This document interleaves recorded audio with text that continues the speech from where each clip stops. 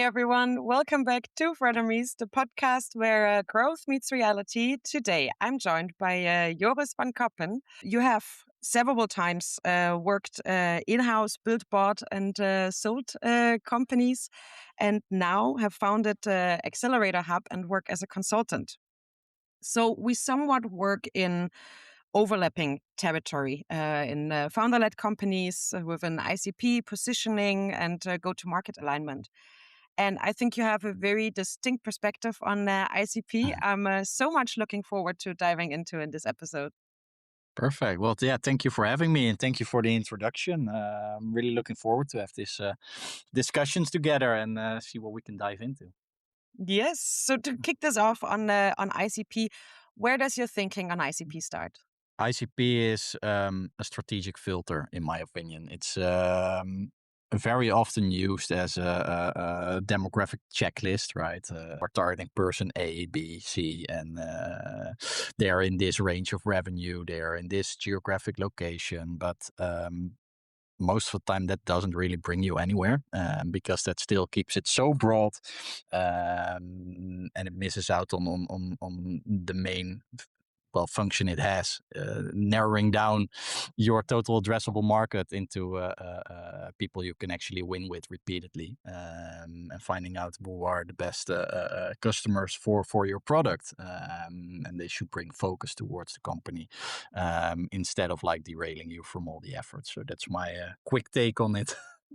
Yes, and I've seen this play out in-house several times, exactly as you described, like using an ICP to, map out who is the total addressable market and who's everyone we can sell, though. But on a strategic level, you dive further than that on the ICP, which I think is something that is very important because having the numbers is, of course, a great proof point. It's a great proof point on where do we start and what can we achieve. As I've experienced, most companies sit there and want to be the market dominator, want to be Yep. the main, and the sky is the limit. Which, of course, is the kind of enthusiasm and energy and passion you need to bring to business, especially on the leadership level. But going into the actual like execution and strategy of the ICP, what needs to be applied to make it workable and to actually get the most value out of the ICP? Yeah, no, great question. I think part one is making sure that there is a shared understanding of what your ICP is and what it actually means, right, within the company. If everyone has a different definition of it, then it already will fail. So mostly it's about how do you operationalize your ICP across like discovery calls, pricing, compensation. You have like an assumption on what it should be. You test it on the data that you receive from your calls, from your CRM, and you want to score that, right? You want to have some sort of a scoring mechanism, and Yeah. I would like to put like the ICP matches in three buckets. One is like the clear hit, and the last one is the one that even if they would give you like 1 million tomorrow, you still want to stay away from them because they will bring trouble into your company and they will derail you from your growth trajectory. And if you define that and you actually dive into like, of course, right, you need the firmographics, you need technographics, you need the jobs to be done, and you need clarity on these things. And if you have a scoring mechanism that rates like what signals do we need, what data points do we need, what behavior do we need to actually win with them, to increase our lifetime value and actually have a long-term relationship with these profiles, I think if you operationalize it like that, then everyone has a clear understanding of like, hey, we should go for this profile compared to that profile. And then it shows up in like the targeting for marketing, in the sales conversations that are being run. Think about the expansion and renewal conversations that you're running. You know, like the trigger points, you know, the touch points that you need to cover with them. And you know what they try to accomplish. And instead of derailing you from think of like, let's say, roadmap decisions you are making for customer A because he asked blah blah blah blah blah, but it doesn't leverage the rest of your customer base, so it just derails your resources.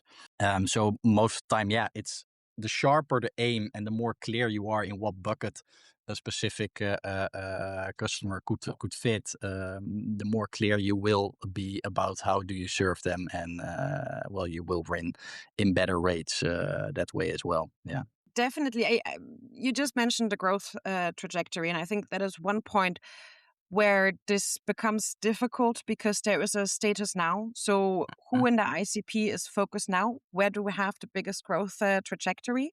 Mhm. And bringing all teams on board to focus on that. And then there is, of course, like the future point, the vantage point of where do we want to go to next, and how Yep. do we actually enable the process of going from one specific ICP that can be a certain segment, can be a certain industry, or what it is, to another. How do you think that strategy and execution should meet there and be run there?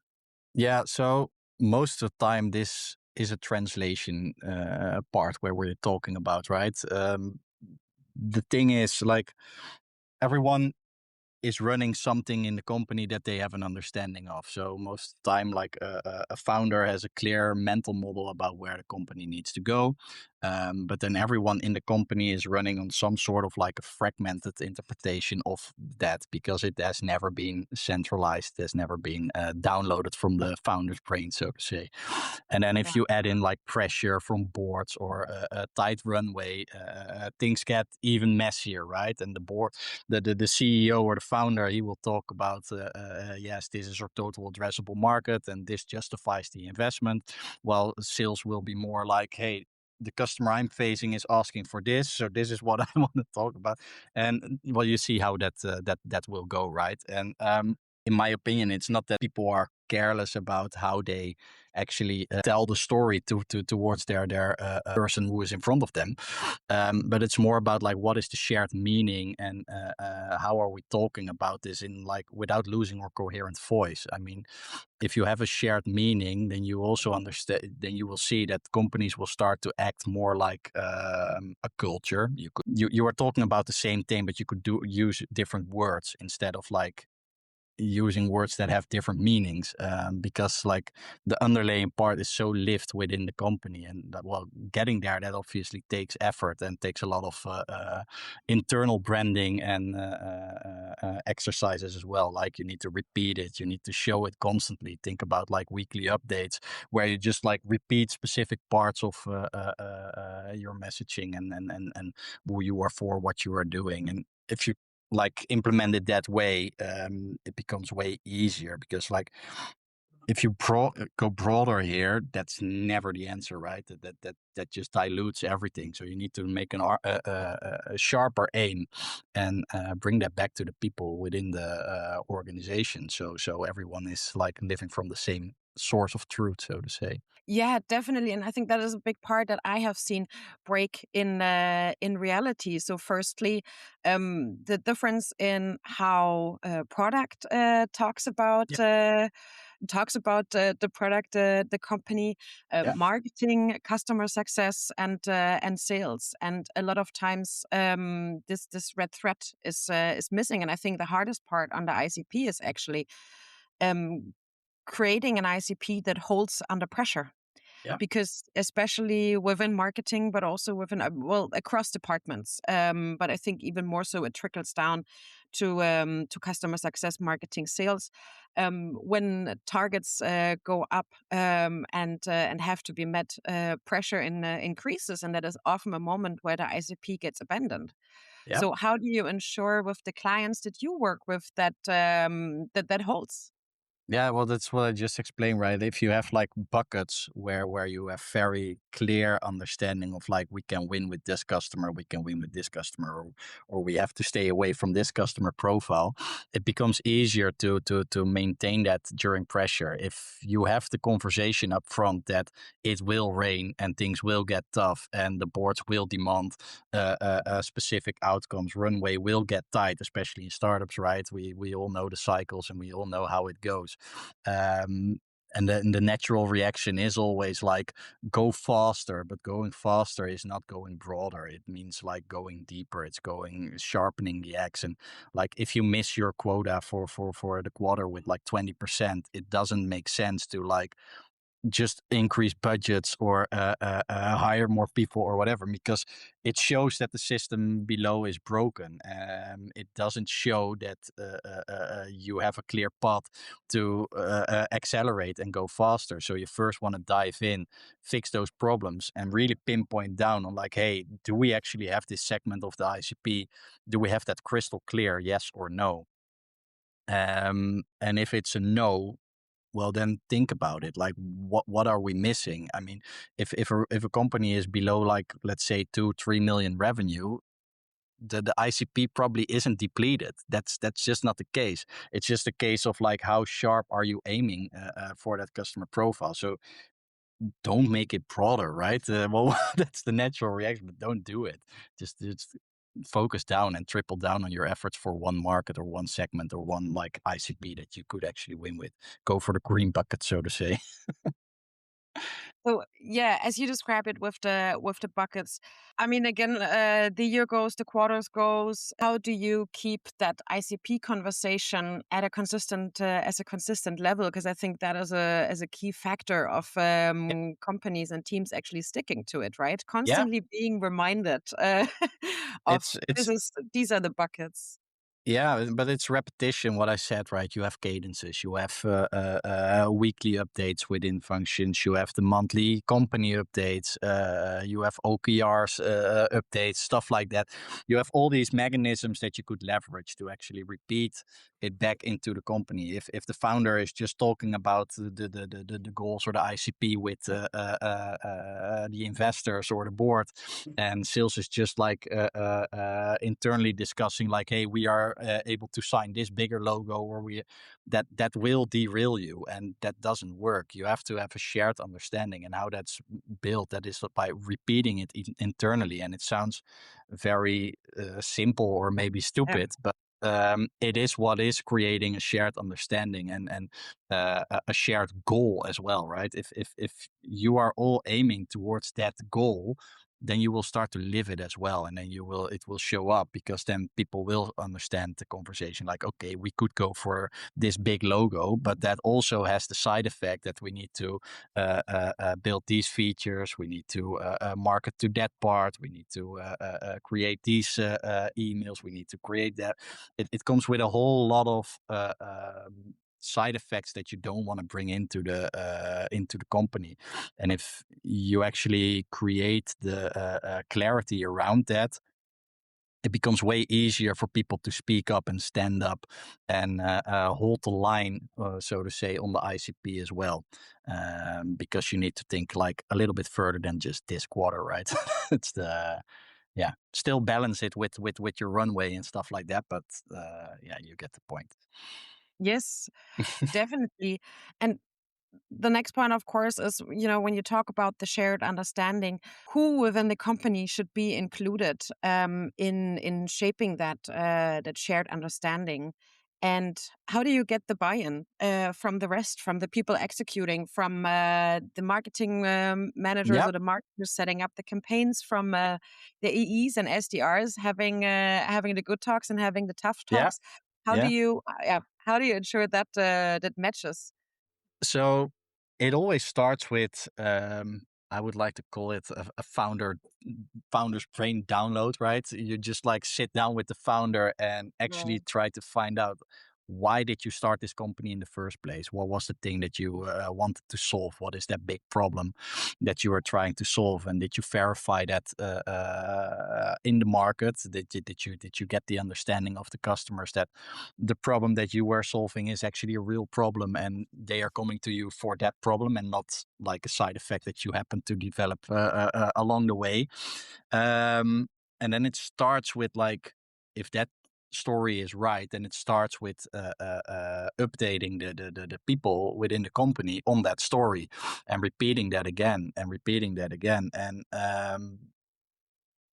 it's not like a static, so it's not something that is said once and then being broadcasted into the company, into the new hires or stuff like that. No, you need feedback loops from the conversations that you're having. And they should ideally be data driven, right? You need to get the feedback from the calls that you're having, from the notes that you're taking, from like all these various points of where you're having conversations with the market and where you're getting validations from. And those points, they will help you to sharpen your story and sharpen like the goal setting of what you're trying to accomplish. Markets are not static; they are moving, they are changing, and you need to be able to anticipate to that. And like having a way of people or enabling people to actually give their inputs and share their seeings, knowledge, and stuff like that, and then actually feeding that back in a specific route into the whole company as well, that really makes it a shared effort. And then still the founder is always the one in the end who makes the decision about like, hey, this is our strategic direction. But everyone receives signals, everyone receives data in the company, and that needs a way to carry to the founder and to that decision doc as well, in like having an updated version. And then what I always like to do is like in a monthly meeting or a quarterly meeting, always start like, hey, this is what we're trying to accomplish here. This is why we are here together. We are a group of people. We are trying to solve a specific problem. We haven't done it completely yet. We're on the way. This is where we are. This is what we're seeing that we're going to do. These are our blockers. This is what the market is feeding us. And then you have like an update to people that they will understand and they will feel part of like contributing to as well. And then you get like a living state, so to say, of like, hey, what are we actually trying to accomplish here as a company? Yeah. Definitely, I think feedback loops is a wonderful part, and especially also in one of my focus areas, the alignment between sales and marketing. Yeah. It's such an important part, and I found that bringing. I think it's really important to get the subjective feedback from sales as well. Yeah. So the sentiment on how are the calls going, how is the messaging being Yeah. perceived. So what is like that direct feedback from the market that you a lot of times don't get in, you only get it when you actually talk to people one-on-one. Exactly. But adding, of course, and founding this also on data is a really important part. So you have this 360-degree perspective on it to actually connect the dots Yeah. and focus Yeah. in there. You need to communicate it internally, right? And it should be allowed to be communicated on as well. It should not be like forced into a company. It should be like everyone is part of the organization, and everyone is like getting signals in or getting like feedback in, and like having that end with that specific person, that would be a shame, right? That doesn't bring the company. Then your company stops learning, and when your company stops learning, well, then we all know what will happen. So I think, yeah, it's about like making sure that you have the right system in place internally to have those communication lines open and actually do something with it as well. Yeah. So your framework focuses heavily on how buyers perceive and choose. So where does the ICP conversation often break down between what the founder intends, maybe also has communicated internally, and what the market and the buyers perceive externally? So I think in general, like most of the time companies think internally they are extremely clear, right? They all speak the same language. They all say like, oh, maybe in different words, but they're like, okay, we get it. And therefore they automatically assume most of the time that the market will do that as well, because in their mind it's so clear, it's so well, they live it, right? They repeat it every day internally in the teams. But outside, people don't see that. People need to fill the blanks and they need to like get answers. And getting the answers is not per se the full picture that you have in your mind. It's just a specific set of data points that they are questions that they need to have answered to make sure that they see you as a valuable option. And in the end, hopefully the obvious choice in your market, right? Because that's what you want to get to there. And The problem is that a lot of companies are always facing this as like, we have a funnel that we need to drive them through, right? We need to create awareness, then we need to educate them, and then they make a selection, and then we win a customer for some magic reason. But that's a dream, right? That's a seller's dream. That's your wish list. That's not the reality. That's not how people buy. It's not linear. People like, they will hit some piece of content or a landing page or whatever, and then they start seeing you again somewhere, or they click through your website, and they will go on their own journey. But in that journey, they will have a specific set of questions that they want to get answers to, because they are trying to like make sense of it in their own mind. And if you start to think about it, like, what are those questions, and can we answer for those?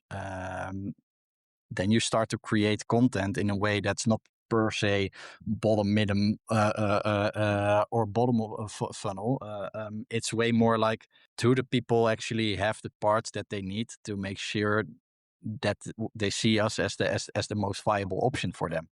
So yeah, that's how I like to approach it, compared to the standard funnel view of going from awareness to like a decision. Yeah. At least in the market, I think most teams have actually abandoned that funnel view to an extent. But of course, it has been around for such a long time that it will always be something that shaped a lot of organizations, a lot of marketers. And therefore will always take a certain share, right? It's really difficult Mhm. to change that kind of part, how we view and think about Yeah. buyer behavior and buyers themselves. Yeah, no, I agree there. And like, I think that a lot of people are still actually say they are aiming for, let's say, growth loops and stuff like that, but they are still functioning actually on a funnel view. They still think about like, hey, we need to create awareness in this way.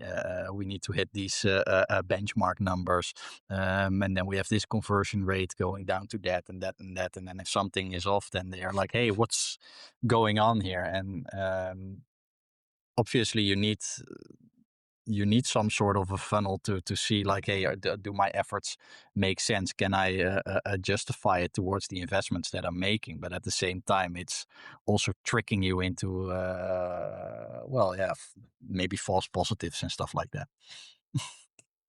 Can you name a few examples when you say false positives? What are the signals that people should watch out for there? Yeah, so what might happen is that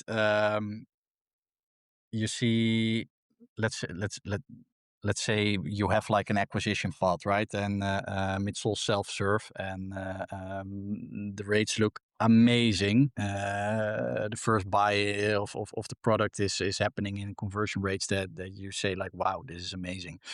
But then comes the expansion and retention of that customer, and it just like breaks down because they have missed some sort of understanding of what your product is actually fixing for them. They use it for one specific case, but they don't know what the product is able to do. And this is stuff that you do see happen in a lot of funnels that are completely like product led, where they fail to like onboard the client in such a way that it gets all the benefits and the value out of the product. So it's a broader sense of like, what are we communicating?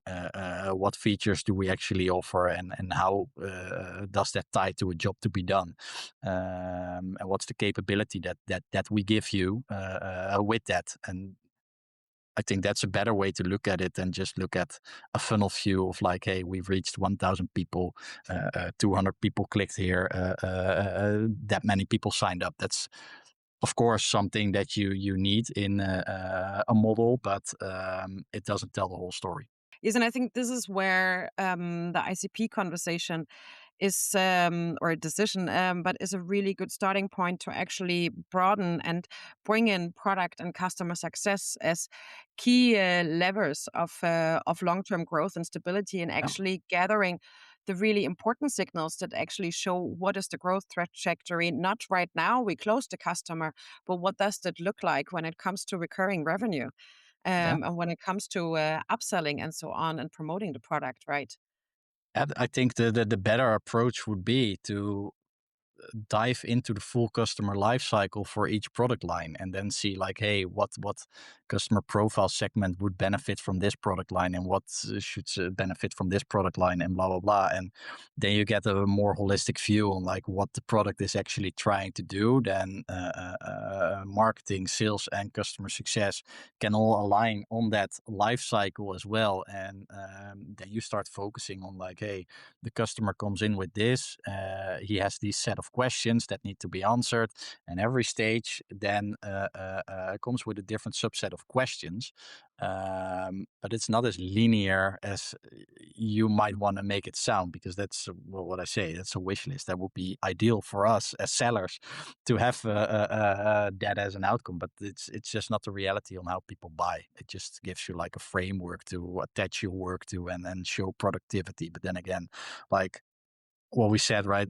Internally, companies really overestimate how valuable their effort is, and the market itself. They just don't care about the effort. They only want to see like, what result am I getting from it? What's the outcome? So Definitely, but I think this is also a difficulty in exactly that internal strategic alignment and internal execution, because a lot of times also frameworks, they need to be broken down to actually do the work of yeah, consistently communicating what is the strategic direction we're going yeah, and how are we executing on it. So it also, in a way, needs these very simplistic models, because yeah. it's the easiest way to get the point across to everyone. But this is No, often true. where things break in reality, right? Yeah, Because then it easily creates this shared understanding of, we're displaying it like that, and we're displaying it in a very simple way so everybody can follow along and we're all aligned on it, while each department in reality knows,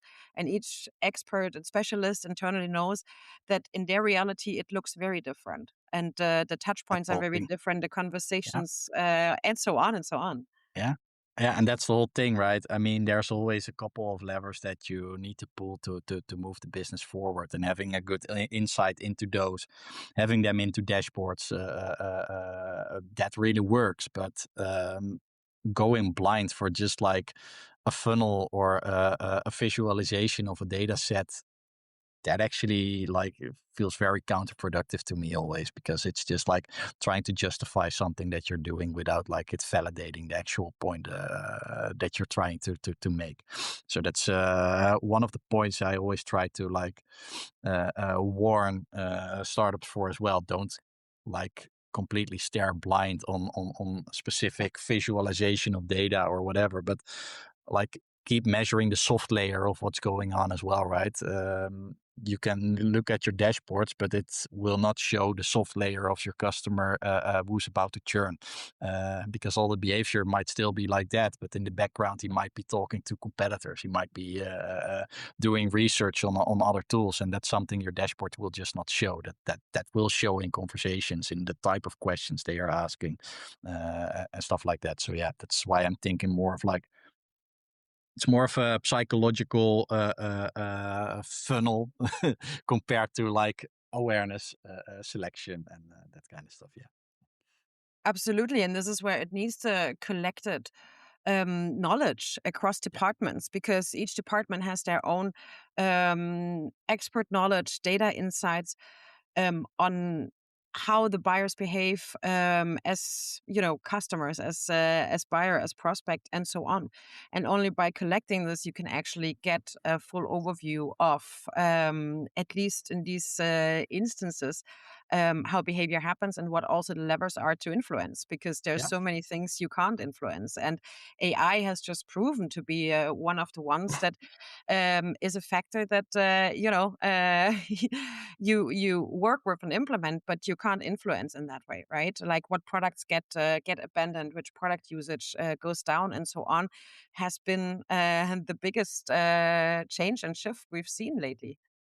Absolutely, but I think that mostly has to do with like AI, in my opinion, is an amplifier, right? It just strengthens what is or is not there. So if your foundation is lacking, then obviously it will just show harder by using AI. If the foundation or the parts that need to be run, and that specific part is optimized for AI, then you can get an amazing amount of leverage from it, from like speeding up in times to value and whatever. But it's just like, if the underlying work has not been done, then AI will just make a bigger mess of it, right? And that's the reality of where we are. Very true. Very true. Because I mean, the big part with AI is that you can do even more, because it makes a lot of things more efficient. But if you're doing the wrong things, you're just doing even more of the wrong things. And do you know what good looks like, right? So are you the judge who can say like, hey, this is what good looks like? Or because like AI has this tendency of showing you something that sounds smart, but if you have not seen it work or have not done it, then you can impossibly verify if that's the way. And that's also what worries me a little bit about all the agentic AI movements. What if the AI itself is holding its own criteria, right? Like, this is a pass or a fail. And what if you actually tell the agent like, hey, you need to have a benchmark of a pass rate of 80%?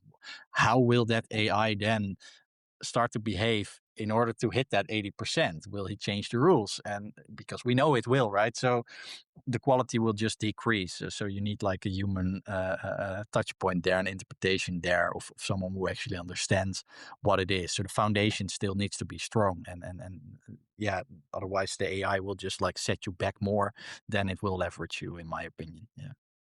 Yeah. Very, very good point. And I mean, this conversation is, or this point is a conversation I'm having a lot also on this podcast. What does quality look like in 2026? Because again, all markets are overcrowded with products. Social media is overcrowded with content.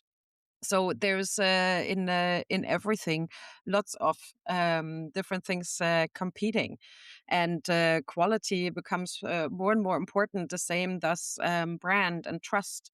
How do you like? How do the conversations look like you have with the founders you work with on that split between, the old volume and velocity model, and the importance of brand and trust and credibility in today's market? Yeah, no, I don't think that volume has ever been the problem, right? It's not. You can go really big on a specific market or a subset, and you can throw a lot of budgets to like increase your reach and stuff like that. But if the underlying model is not clear, like, who are you for? What problem are you solving? Why are you different compared to the rest? What is your point of view on that? And do people actually know what they sign up for when they join you?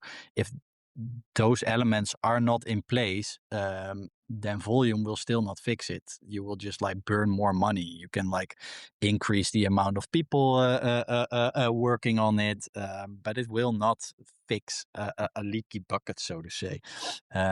So I do think that right now, with even more people throwing out AI slop and whatever, it is about like, hey, how do you build that trust and that conviction with a customer segment, in like, you are the right solution for my problem, and I trust you well enough to solve that for me. And in the end, it has always been about that, right? But the game has just changed because it's easier to show the artificial layer of it, compared to like showing the real. So there's a part where like the founder needs to show up to build trust, but in the end, the trust is built by the results you are delivering to your customers. So the founder led part is just working in the beginning.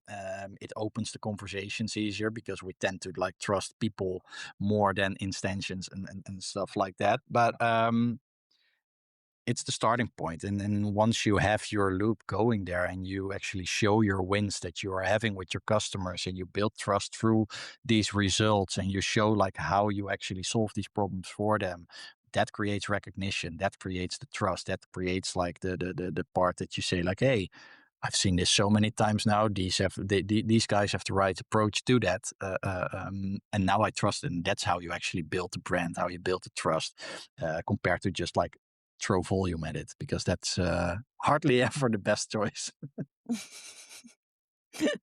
Very fair point. So how do you make sure that that again that there is this red thread and this holds under pressure, under changing market conditions and so on?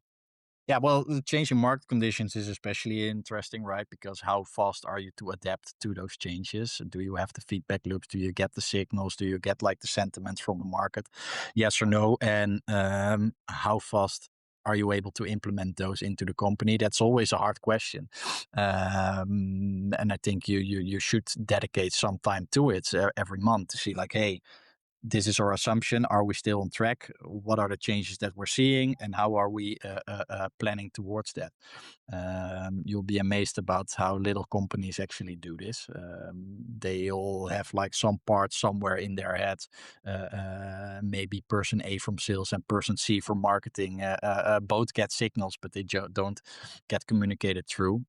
What's the point we started? We touched earlier in this conversation as well, right? You need to Yeah. make sure that the environment is there to share it and to feed it back into the company as well. And if you are able to do that, then well, it's about the shared alignment, shared goal, knowing what you are solving, and having a trajectory or a goal that is a bit further out than just one quarter. Then even if it's like 4 or 5 quarters out, then most of the direct pressure points will already be avoidable, because like, okay, this might be an issue in this quarter, but in 2 3 quarters we are in a completely different season and things will be completely different, because then we are on this trajectory, and most of that pressure will already be gone by then. It will either have solved itself or it wasn't important anyway. Uh, that's my understanding from it, right? But pressure only comes when you narrow the timeline, and if you narrow the timeline, then yeah, that's one of the most deadly things I think you can do as a company, because you stop caring about the end goal of the company, and you start to panic and go into defense instead of the attack. Yeah. Mm. I think that's a very interesting point that in conversation also often comes up speed versus accuracy. And Yeah. what you just described with sticking to the timeline, I mean, it brings more in the point of quality. So it's rather speed versus quality. So you are a firm believer of quality over speed. Well, you need speed. You need speed, because otherwise you will be taken down by competitors who are Yeah. faster or whatever. But speed and aim are different things. You can go fast with a specific goal in mind, but what we just said, like, pressure makes most companies go broader, and going broader might seem like, hey, we go super fast right now, but it is actually a slowdown. It's a speed bump that you're taking. It's a detour that you're taking, because 2 quarters later you will have the conversation about, oh wait, we actually set out to fix this problem, and now we are on the trajectory to fix this problem. Now we're not the same company anymore. What are we going to do with the other 80 or 100 customers that we have that are actually here for this problem, compared to the 10, 20 new customers we signed last quarters, that are here for this problem? And then you get a whole different conversation. So now you have to run like 2 branches, 2 product teams, through two support teams. It becomes just way more complex, way more capital intensive as well. It's unsustainable. Yeah. But that is what you're describing exactly the problem between just focusing on data, right? Because on the data side, this might make sense. Hey, let's look at the TAM again. Let's see how we can broaden the TAM. It will give us a bigger, Yep. a bigger market and more opportunities, versus the actual conversations, the actual signals, and the actual viewpoints across departments. Well, I think the conversation should start with like, what is our market percentage on our current ICP focus that we're having, and if that is too low, then don't go broader, go deeper.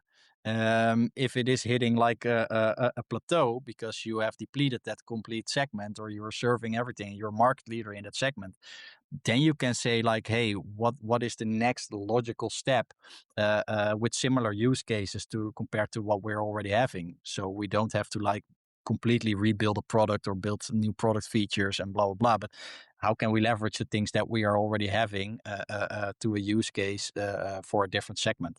And I think that's the conversation to be had, not like how broad can we go, it's like how deep can we go, and then what's the next logical segment we should be after that have like matching use cases. Definitely, that's a very great point. You have outlined 4 gates: Yeah. recognition, relevance, differentiation, and commitment, about the buyer's journey. Yep. And I think there is a 5th gate that is missing, and that is, do sellers and also customer success feel confident enough to actually stick with it and Mhm. keep that? Yeah, How do you tackle that? that's a great point.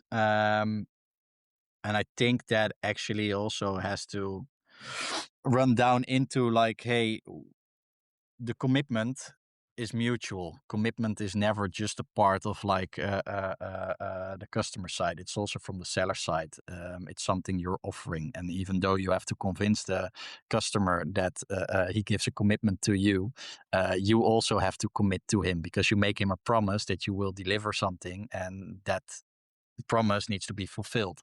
So I do believe that, like in commitment, it's mutual, right? It's you want to have a specific customer segment that you know you can win with.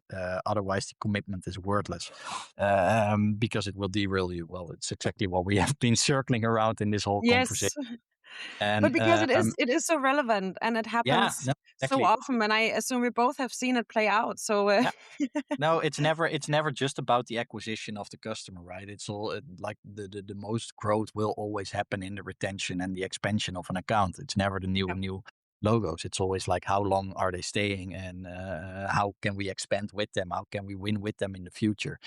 Um, so I think, yeah, the commitment is always mutual. It's never a one-sided thing, and it's the same with like differentiation. How different are you, yeah, compared to the rest in the market? But it is also like, how does that translate into the use case and into the future of the use cases? Like, what is the entry point? I also have a model about what I call the minimum viable product. It's like, how does your increase in relationship translate over time, and what is the logical next step where the economic upside will go to the next level? And that means like, you get closer to the customer, you become more of like a partner, or you become more like one with them. It's from like the lowest level you could think of, like someone saw your ad, to like the highest level is like someone wants to buy your whole intellectual property and wants to take everything you have. And there's a lot of like levels in between there. And that actually is exactly what you're saying, the 5th gate. It's like the level of commitment you are giving both ways. It's like, you have to predefine it in some way as a company, to guide your customer through. But at the same time, you need to be open enough to get the feedback in, to like keep it alive instead of static. Yeah. Yeah, absolutely. And I think internally, playbooks are a great way to leverage that and Yep. create that internal commitment. And I mean, it goes in topic of like, I mean, sales enablement, of course, but also like standardization. But that is what creates that consistency and that commitment to stick Yep. to these messages, these strategic angle, this set of execution.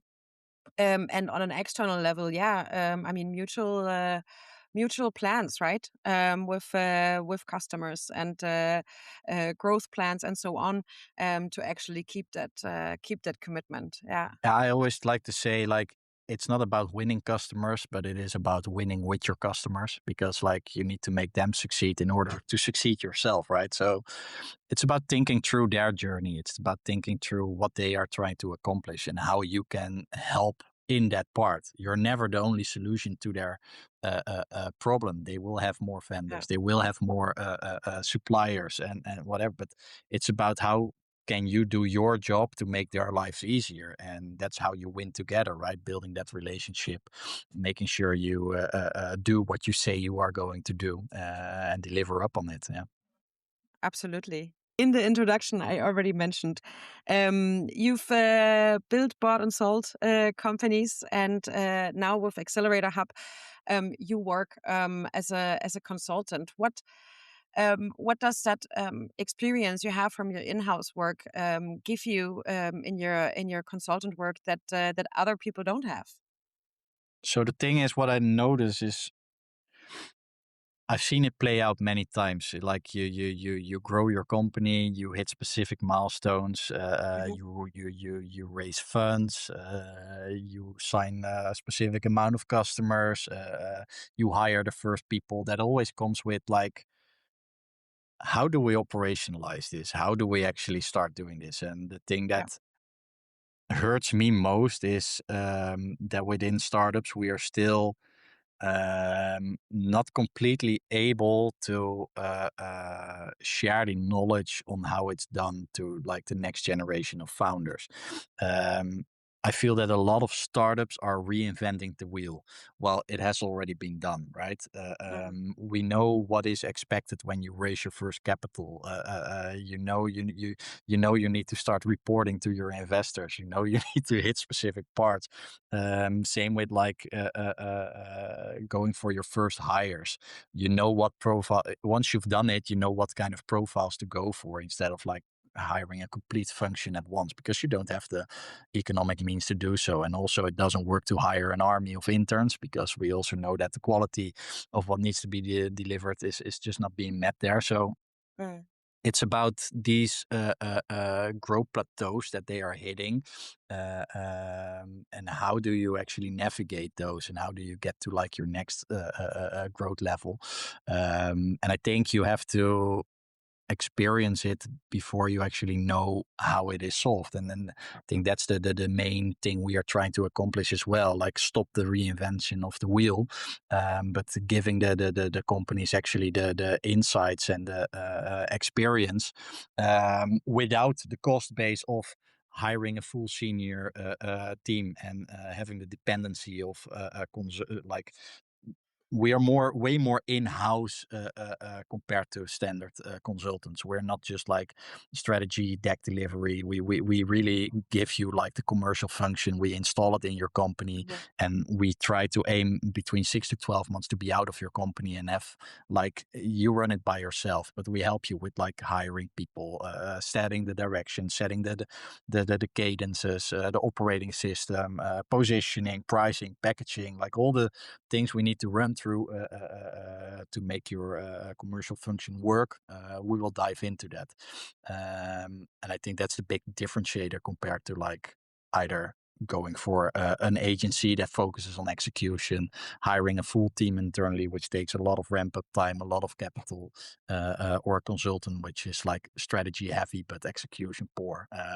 So yeah, we try to balance somewhere in there. As I that was the thing I wish I had in my startup journeys as well, Yeah.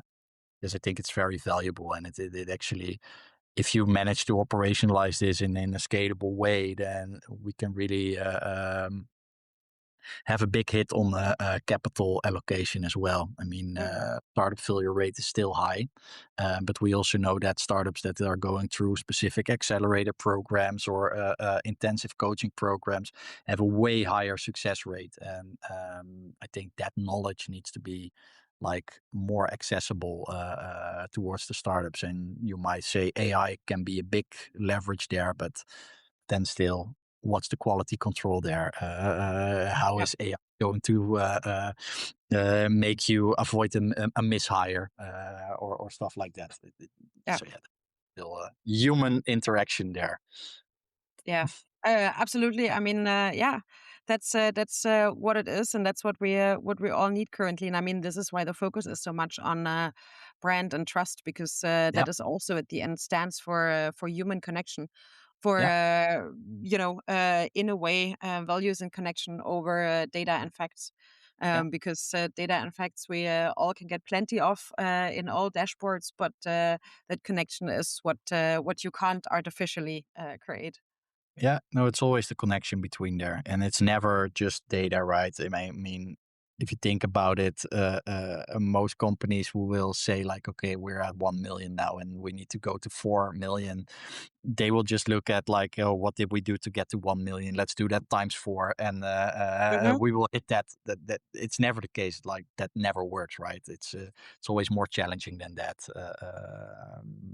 And that's, I think, the meaning of the work as well, to like make sure the startups and then the companies are aware of that, and what are those hurdles that you will hit there. Like if you've done 1 million sales with like 4 people, you're not going to do the 4 million with 16 people. You have people leaving, you have high performers, low performers, you have ramp up time, blah blah blah blah. Yeah. There's way too many variables there as well to just make it a single times four, times five, times six case, as the PNL likes to show. Yeah. Excel always works like that. Reality doesn't. A very good point. So, last question. Yeah. What is the biggest version of the gap between growth and reality you're meeting at the moment? Well, it is this thing that scaling is not linear, right? It is about all these touch points you're having, and the human element of it. You need to be able to create a culture. You need to be able to have a shared understanding and goal of what you're going through. You need to understand like growth is mostly happening in S curves.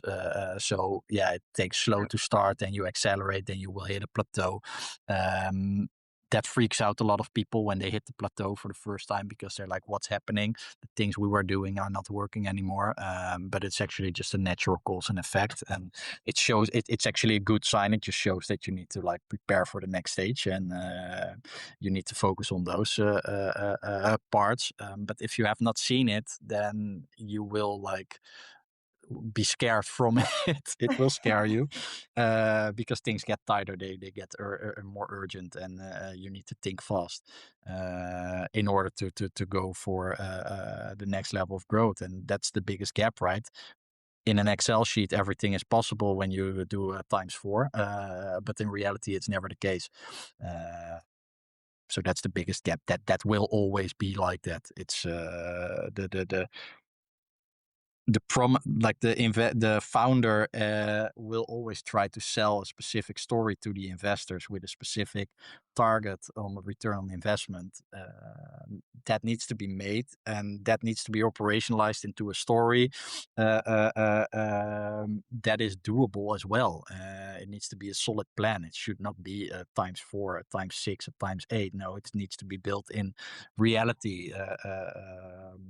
Of what you know, like how long does it take to ramp up people, how long does it take Yeah. to acquire a customer, what is the lifetime value, what is churn, what is all these variables taken into one big plan, so to say, compared to just setting a target and give it a go. Yes. Yeah. Well, thanks so much for this great conversation on ICP and sticking to it, feedback loops, and yeah, I mean, the gap between growth and reality, specifically on founder led startups and scale ups. Thank you, Julia. It was fun having this conversation. Thank you for having me.